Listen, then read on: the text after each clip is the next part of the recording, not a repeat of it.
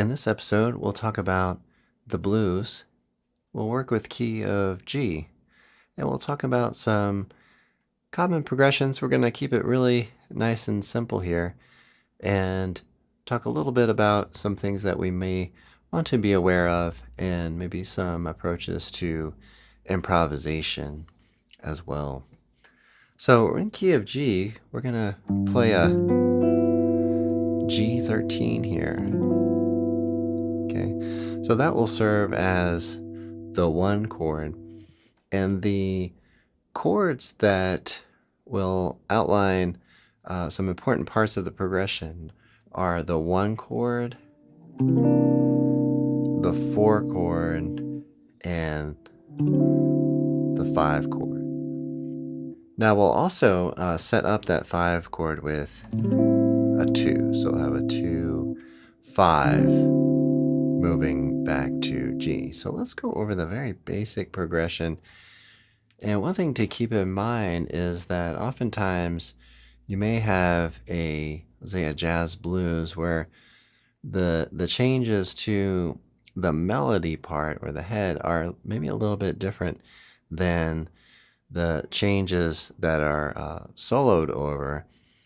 And another thing to keep in mind is that you can suggest and play as a chord player or as a soloist other chord progressions, so you don't have to stay with the same exact progression each and every time you go through. So that can really keep it interesting.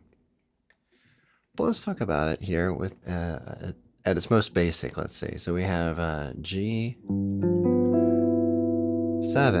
We'll have 4 measures of that. And let's go into a C9. I'm now in second position.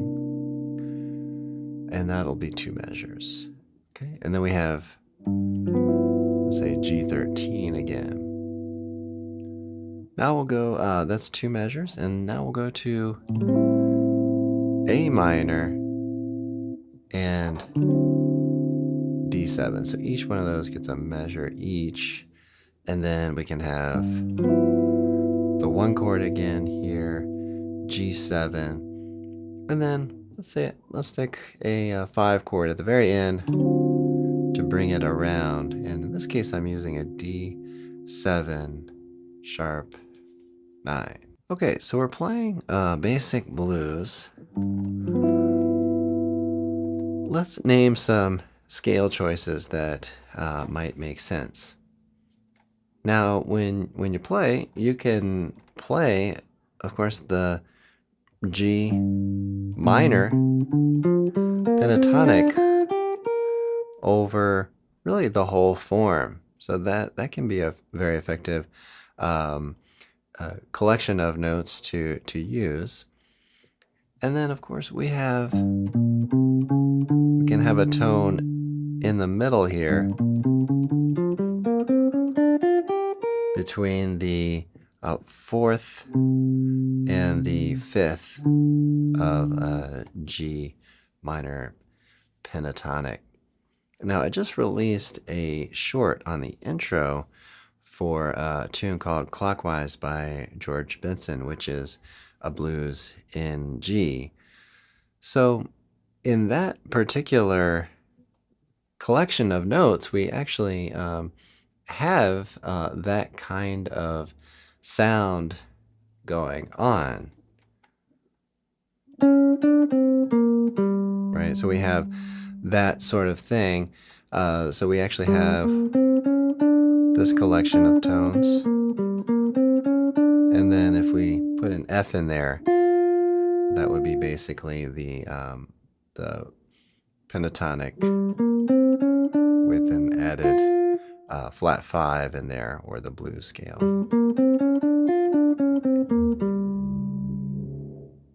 Now we can also create a little motion here with the G major. So let's say we have a G major pentatonic. I'm going to take it up an octave here. So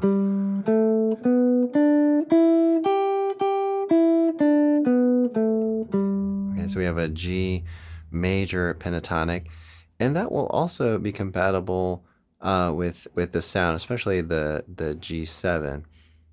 It may or may not work entirely through the whole progression, but experiment with it and let me know what you think in the comments.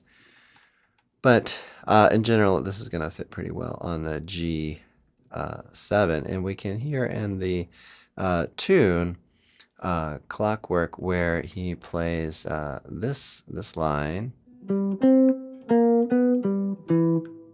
Okay, and so we can hear that sound of the C, the B natural, and the B flat. Now, towards the end of the tune, we get something that sounds a little more final. Okay, so when you take some of these scale ideas, you want to mix them up, not necessarily play them in order, but see if you can create phrases and contours of lowness and highness to help your ideas and your phrasing. So we talked here a bit about the minor blues scale and the major blues scale. Let's talk a little bit about really spelling out the particular chord changes. And one thing I want to emphasize here is there's not really a right and wrong, or this way is superior to this way. These are all different ways of speaking, in a sense, on the changes and using different note collections to get different ideas across. Now, if we use a more chord scale approach on the G7, we might choose something like the G mixolydian. Okay, and that's going to really help us spell out exactly the chord that's being played. Now, let's say we're on the C. We have what we can pull from C mixolydian as a chord scale. And on the A minor and the D7, let's kind of lump those together. We can think in terms of this note collection of D mixolydian.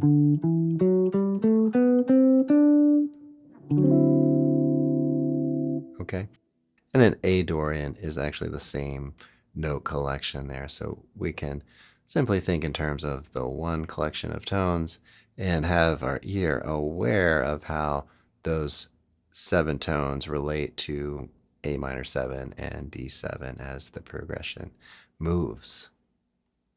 One other area to explore is to think about say the minor blues scale, and when you go through the progression, see which tones sit on which chord. And you can also do this with the major blues, but take time to think about each one of those notes and how they relate. And so at some points in the progression, you may want to emphasize some of those tones more than others, depending on what chord is being played. For example, when we have C7, the B flat is going to be very consonant on that part of the progression. On the D7, the C is going to fit that very nicely. And those are just a few examples. Let's check out another chord that oftentimes comes up on the blues. We have a sharp 4, diminished 7. And you'll hear how actually the minor blues fits this very nicely. But again, being aware of what tones are consonant, what tones are dissonant based on the progression is really important. Now on the C7, the melody of the tune we end up with a G note. Okay, and then the C sharp diminished, we take chromatic run from each one of those chord tones. And we might say remaining chord tones, right? Because C sharp diminished 7 has C sharp, E, G, and B flat. So you'll hear how we play. So that started on the G, and then this starts on the E. Okay, and then the C sharp. Okay, and then the B flat. So here we can hear that we have these chord tones on important locations within the measures, but we have some chromatic tones as well. So we can, of course, pull from the chromatic scale. Another thing to consider in your practice session is creating a little bit of tension in your lines and anticipating what chord comes up next. So let me give you an example of that. Let's say we're on G13 and we've been playing this for, let's say, 3 measures. And we want to create a little bit of tension because we know we're going to C. One thing we can do is pull from the tritone of that, or you can think of it from the perspective of a half step above our chord that we're ending up on, right? So you could play something, let's say G13, and then you play.